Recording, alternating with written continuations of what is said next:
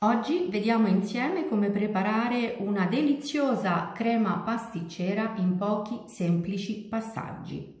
Vediamo gli ingredienti. Abbiamo bisogno di latte, amido di mais, tuorli di uovo, zucchero semolato e aroma di vaniglia. Potrete sostituire l'aroma di vaniglia con la bacca di vaniglia o l'estratto di vaniglia.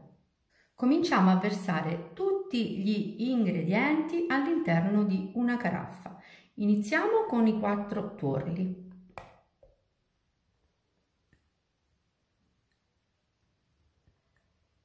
Aggiungiamo il latte. Tutti i pesi li trovate in info box sotto il video.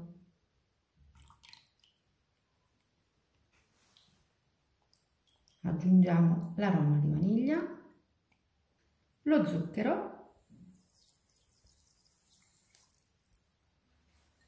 e infine l'amido di mais.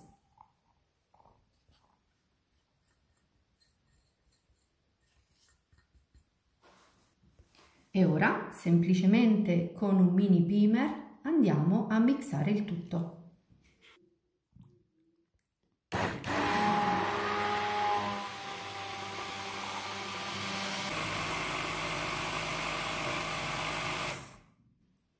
Così è sufficiente, bastano 30 secondi.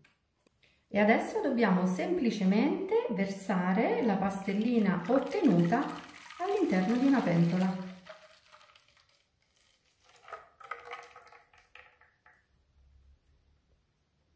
E ci trasferiamo sui fornelli.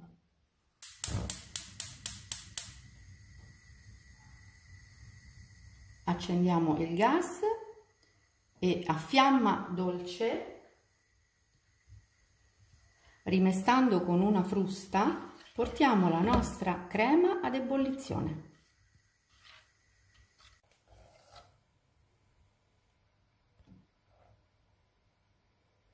La crema non è ancora arrivata ad ebollizione, però vedete come si è ispessita. Ci vorranno ancora una trentina di secondi e inizierà a bollire.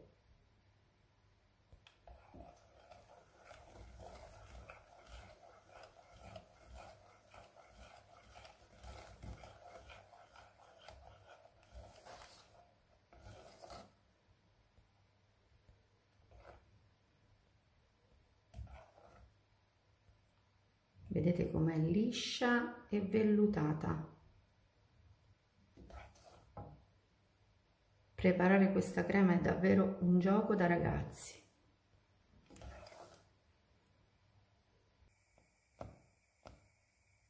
Eccola qui che comincia a borbottare. Lasciamo la frusta, prendiamo una spatola, raccogliamo la crema dalle pareti della pentola. Vedete il fondo?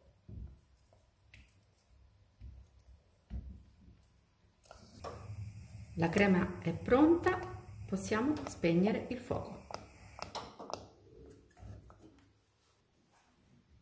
E ora versiamo la crema all'interno di una pirofila.